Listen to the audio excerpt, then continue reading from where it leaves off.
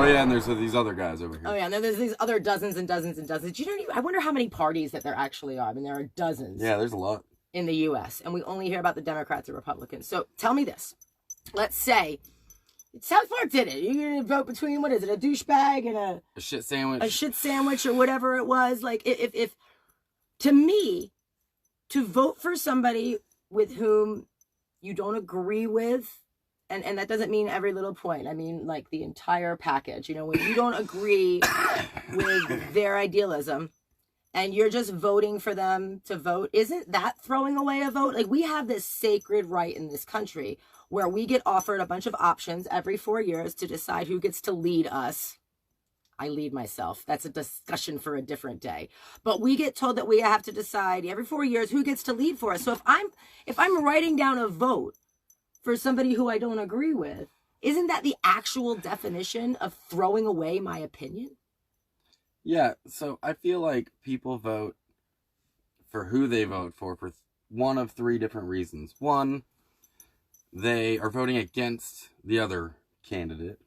Two, they're voting for who they think is best for the country. And three, they're voting within party lines. What was it? So are you voting against who you don't like? So if you voted for Trump, were you voting against Hillary, or were you voting for Trump? If you voted for Hillary, were you voting against Trump, or were you voting for Hillary? I feel like if you're voting against somebody for someone else because you don't like the other person, that's an irresponsible vote. That's not putting your best foot forward. That's not, hey, this is the person who I think will be best for our country. It's not the lesser of two evils when you had 4 people on the ballot last time. It's incredible. Actually, the Libertarian candidate, Gary Johnson, last term, had a monumental, like 3.5% of the vote, which is incredible in terms of third party. So that just goes to prove that the third party vote is not thrown away. And if you factor in all the people who didn't vote that are registered last term, okay, and you assume that they would all go third party because they didn't vote statistically and by survey because they didn't like either of the two candidates, the only 2 candidates I could pick from. No, educate yourselves.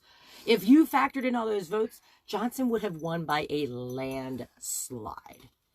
But also think about this. So if you see that you have 2 candidates and you ignore the third candidate and you decide not to vote and it's some sort of protest, what you're doing is you're leaving it open, that you're leaving this playing field open for all the homies of this candidate and this candidate, because they're going to still go to the polls. They don't give a shit what you think, right? So now you threw the playing field out to the friends of the people that you don't like, instead of voting third party, or hell, write Donald Duck in for all I care if you don't agree with the 2 people. If you don't agree with anybody on there, voice your opinion. Who should it be? And really, how many people vote for the presidential election versus who votes locally? You know, I was guilty of that in my early 20s. I was only voting for the presidential election. I was ignoring all the local elections. And I realized that it's the local elections that affect me a lot more than the presidential election. Like what figurehead is sitting at the Oval Office. Like voting for your mayor, your judges, your city council. All those things at your local level is what will affect you the most. And that's who will advocate for you at the state level. And the state representatives will advocate for you on the federal level. So pay attention to where your vote's going. And the state representatives live in your town, so they actually know what the hell is going on in your town. And that, just proves a bigger point for localization. And right now, for those of you who haven't been watching for the past year, there is actually, hopefully, right now there's a presidential candidate. Hopefully he gets the nomination whenever the LNC happens this year, because Corona has even shut down the voting process. Pretty much. For the primaries, for the Libertarian Party. Delegates haven't even been selected in full for some states yet.